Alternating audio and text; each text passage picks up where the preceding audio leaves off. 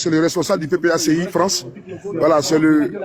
Voilà, donc on va lui donner la parole pour qu'il vous donne son point de vue. Merci beaucoup. Allez-y. Je sors de la salle de procès, mais c'est un procès qui est basé sur du faux. Je le dis ouvertement parce que c'est ce qui a été dit et vérifié et justifié par nos avocats.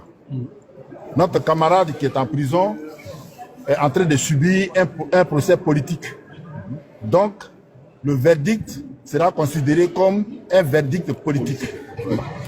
Gbagbo Koné a été arrêté le mercredi à 21h30. Mais à 14h, son procès et le PV de police était déjà rédigé. Écoutez bien, doyen, il faut... Non, s'il vous plaît. Les gars, vous qui êtes ici, là, il va reprendre cette partie-là, vous allez comprendre qu'il y a une main noire derrière. Doyen, est-ce que vous pouvez répéter ce que vous venez de dire? Bien sûr, oui. Parce que c'est ça qui est la vérité. Oui. Il a été arrêté à 21h le mercredi, 21h26, mais le PV de son arrestation à la police était rédigé à 14h. Donc le PV était déjà rédigé avant qu'on ait l'arrêt. Avant qu'on arrête Gbagbo Koné. Est-ce que vous avez compris? Les Ivoiriens, 4400 personnes partagées, tapotées. Voilà. Partagées. Ça, c'est le premier point. Deuxième point, le camarade Gbagbo Koné n'était pas en situation irrégulière. Il avait un titre de séjour qui est arrivé à expiration, qu'il devait renouveler le 30 septembre prochain. À notre grande surprise, ce rendez-vous a été annulé le 25 février, avant d'être arrêté le 26 février. Vous avez entendu? Oui. Et le courrier qui annulait sa convocation lui a été signifié pendant qu'il était en prison le samedi à 11h45. Parce que les réseaux qui ont été activés disaient déjà qu'il fallait rapatrier notre camarade le dimanche dernier. Le dimanche 2. Le dimanche 2, oui. Voilà. Or, nous sommes dans le cas d'un OQTF. En droit, un OQTF renvoie à une expulsion et non à une extradition. Dans une expulsion, c'est celui qui est expulsé qui choisit sa direction et sa destination. Voilà. Donc nos avocats ont choisi la destination du Mali. Nous avons payé un billet d'avion pour que notre camarade quitte la France le 7 de ce mois en direction du Mali. Il ne peut pas venir en Côte d'Ivoire parce que ce n'est pas une extradition. On parle d'extradition lorsque le prévenu a un mandat d'arrêt international, ce qui n'est pas le cas pour notre camarade. Donc nous avons décidé qu'il parte au Mali. Pourquoi nous avons décidé qu'il parte au Mali? Écoutez bien. Parce que en Côte d'Ivoire, la vie de notre camarade est en danger comme celle de Steve Biko.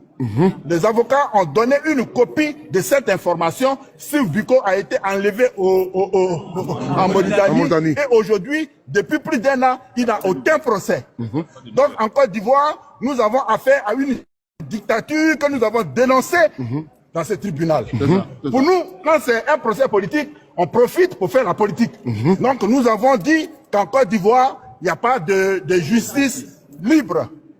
Voilà. Donc, partant de ce fait-là, nous avons décidé pour mettre à l'abri notre camarade de ce que les autres subissent en prison, ceux qui ont été enlevés par des foquets présidentiels en Mauritanie, ne peut pas se passer pour Gbagbo Koné.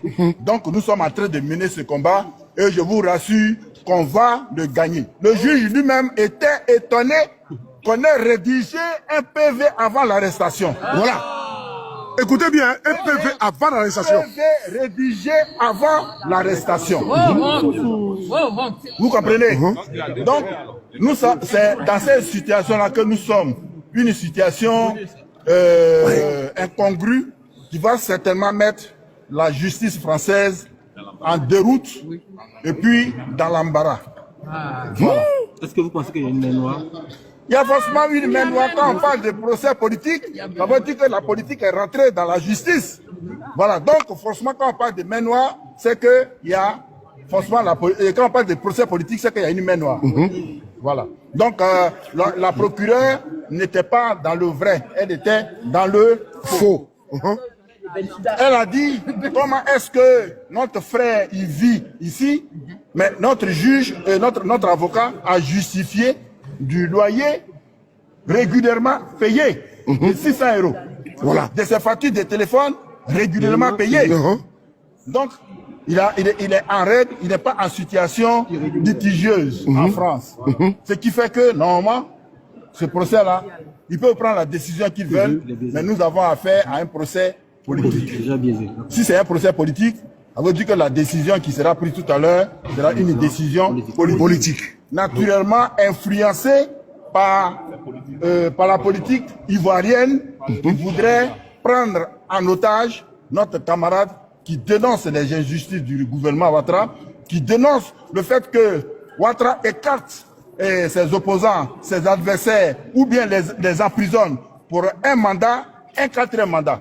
Donc, est-ce que les Ivoiriens et les Panafricains vont accepter que la politique interne ou bien la politique interne des Africains soit encore continue d'être traitée ici? Non. Si c'est non, il faut continuer à s'arranger et il faut continuer à s'organiser ensemble. Parce que l'Afrique sera forte, l'Afrique se libérera quand elle sera unie, quand elle sera ensemble, quand elle sera debout comme un seul homme pour délivrer les autres pays déjà libérés. Ou bien non libérés. Selon vous, c'est un kidnapping ou c'est un Le boss, Non, c'est un enlèvement. on a des questions aussi. C'est un sur le enlèvement. panel. On ne peut pas faire pied de grue. Ici, il n'est pas le seul qui n'est pas en situation régulière. On ne peut pas faire pied de grue devant le domicile de quelqu'un depuis 14 heures. 14 heures. Vraiment, c'est fort. Depuis 14 heures jusqu'à 20 heures. Maître. Voilà. Et depuis 14 heures, avec un PV déjà rédigé. On se croirait ailleurs. Mais nous sommes bien en France. PV déjà rédigé. Donc je crois que... Ça veut dire que ça vient corroborer encore une fois de plus que Gbagbo Koné allait le prendre et le faire partir à Abidjan, Illico Presso. Exactement. C'est ce qui était C'est-à-dire organisé. que j'allais le faire partir au pays. C'est un enlèvement qui C'est-à-dire que c'était un enlèvement qui était déjà préparé. Oui. Dans le dossier, qu'est-ce qu'on le reproche exactement? Non, mais Il n'y a rien. Tu as compris là? le dossier, c'est ce que j'ai dit. Dans le dossier, il est aujourd'hui, C'est tout, mais je peux pas dire. il est détenu dans un centre de rétention administrative. Et quand tu es détenu dans un... Voilà. Donc, le vrai problème, c'est comme ça qu'il se pose. Oui. Et le compte rendu, c'est cela. Le verdict, c'est pour tout à l'heure. Mais ce que je voudrais que vous retenez, Koné Gbagbo subit un procès politique. Ouais. Il subit un procès politique. Il faut donc considérer le verdict qui aura lieu tout à l'heure comme un verdict politique. Moi, je vais pas... Partagez les gars, partagez. Partagez. Donc, cet article-là, Oui. voilà, les articles L812, Oui. on va chercher, nous tous on vérifie après. Oui. Voilà, du CCDA, hein, c'était voilà, L812, ouais. Oui. Ouais, ce sont les conditions d'impellation, Oui. L812-1 et L812-2. Oui. Donc, les motivations de son contrôle. Donc, dans ce contrôle-là, il faut qu'il y ait 6 heures. 6 heures. Si ça excède 6 heures, Oui. alors... Il y a donc, nullité. Il y a nullité. Merci. Donc, c'est ce que L'avocat a soulevé. L'avocat a soulevé. Oui. Donc, Koné, lui, il n'a pas parlé beaucoup. Oui. On dirait que nous et Koné, on n'a pas les mêmes informations. Koné, lui, il ne veut pas rester ici, en fait. Je dirais que c'est une stratégie avec l'avocat aussi. C'est une stratégie. Koné a été bref. Oui. Moi, je ne veux pas aller en Côte d'Ivoire. Ouais. Je veux aller Au Mali. C'est tout. Point final. Merci. Et maintenant, mettre Sanda. Oui. Moi, je ne l'ai pas reconnu cette fois-ci. Oui. Tu n'as pas reconnu, hein? Ah non, non, non. Écoutez. Le gars, là, Oui. il a beaucoup argumenté. Oui. Et en argumentant, il donne des éléments factuels avec des éléments. C'est-à-dire, il dit que d'abord, il y a l'OQTF. Oui.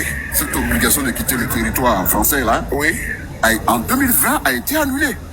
A été annulée même par la présidence. Écoutez très bien. L'OQTF de Gbagbo Koné a été annulé. Voilà. Ça a été annulé en 2020. En 2020. Écoutez bien. C'est très important. Et celui le deuxième OQTF de 2023, Oui. il n'a jamais reçu. Le deuxième OQTF, il n'a jamais reçu le deuxième OQTF. C'est très important. Les gars, partagez, c'est important. C'est important. C'est facile. Ils vont annuler la procédure. Là, Sanda, dans sa plaidoirie, il continue, il dit oui. J'ai ici l'original de la quittance du loyer de monsieur, comment ça s'appelle, monsieur Koné. Monsieur Koné. Koné, il a vraiment une adresse effective. Voilà. Ouais. Donc, les PV d'interpellation. Oui. Il a fouillé. Même Non. Il a donné Même les PV d'interpellation, les PV d'interpellation font mention, les PV font mention de cette adresse, de cette adresse de M. Koné. Voilà. Donc, ici, tous les moyens là, parce qu'on dit que oui, Koné, il n'a pas de, l'avocat général dit oui, Koné n'a pas les moyens financiers pour être assigné à résidence. Non. Et que, non, le gars a dit, bon, le maître Sanda a dit, monsieur Koné, mon client, au regard de l'hostilité du gouvernement ivoirien à son égard, il a déjà un billet d'avion. Il va rentrer en Côte d'Ivoire, au Mali, le 7 mars. Dans 3 jours, là, il s'en va. Donc, il demande au président de la Cour d'appel de confirmer la décision, la première décision de confirmer la première décision. Ça va. Ça va, mais bon. Oui. De placer de restituer le truc en direct, quoi. De confirmer la première décision du juge d'essence, le juge de liberté dans la première décision. Voilà. Donc, pour finir là, Koné, il ne veut pas aller en Côte d'Ivoire. Lui, il ne veut même pas rester ici aussi. Maintenant, peut-être, comme tu l'as dit, effectivement, oui. On dit, bon, au cas où il y a une confirmation de l'agriculture. Et il a, maître Senda, il a fait sortir la convocation qui a été adressée pour sa régularisation depuis 2017. Merci. Maintenant, qu'est-ce que par rapport à la convocation qu'il a sortie, qu'est-ce qui s'est passé? Non, le juge, il dit, bon, il a pris tout ça. Il a attendu toutes les parties. L'avocat général, la partie qu'on appelle de la préfecture, et puis notre conseil, tout ça. Il dit, bon, d'accord, j'ai tous les éléments. Mais moi, personnellement, ce qui me rassure, au-delà que Koné ait dit oui, je vais aller au Mali, mais la convocation, cette pièce-là, je l'ai dit toujours depuis... La convocation qui est... Voilà. Pour la régularisation. Oui, pour la régularisation, là. Ça met en brèche le préfet lui-même. Parce que tu ne peux pas annuler... tu ne peux pas annuler, comment on appelle, l'OQTF de 2020. Et puis 2023, il n'a pas réussi. Et puis en même temps, tu lui donnes encore un courrier de régularisation. C'est ça là que... C'est la question qu'on va voir en 14 tout à l'heure. Bon, vraiment, le doyen, la fois dernière, c'est lui qui a fait la restitution. Fidèlement, parce qu'il était dans la salle. Aujourd'hui encore, il a fait la même restitution fidèle et il dit que l'avocat, faut pas le filmer, l'avocat a fait quelque chose de propre. Voilà, vraiment, que lui-même n'a pas reconnu, contrairement à l'autre procès là. L'avocat, cette fois-ci, là, il a sorti la carte. Donc, nous sommes très confiants. Et moi-même, je suis sûr qu'ils vont révoquer même cette procédure-là. Parce qu'il y a trop d'éléments en faveur de Babou Koné. L'ambiance de l'audience, je vais clarifier, c'est que l'audience, là, c'est pas comme la fois passée. Aujourd'hui, là, tout le monde est là. Aujourd'hui, tout le monde est là. Il faut souligner, l'avocat général était là. Comme c'est la cour d'appel, l'avocat général était là. Et puis les deux avocats de Koné, ah non, ils ont été percutants cette fois-ci. Ah non, moi je ne les ai pas reconnus. Moi je suis en train de vous dire les choses clairement, tel que ça s'est passé. D'abord, Maître Sanda là, lui, il est percutant. Ah non, non. Parce qu'il a changé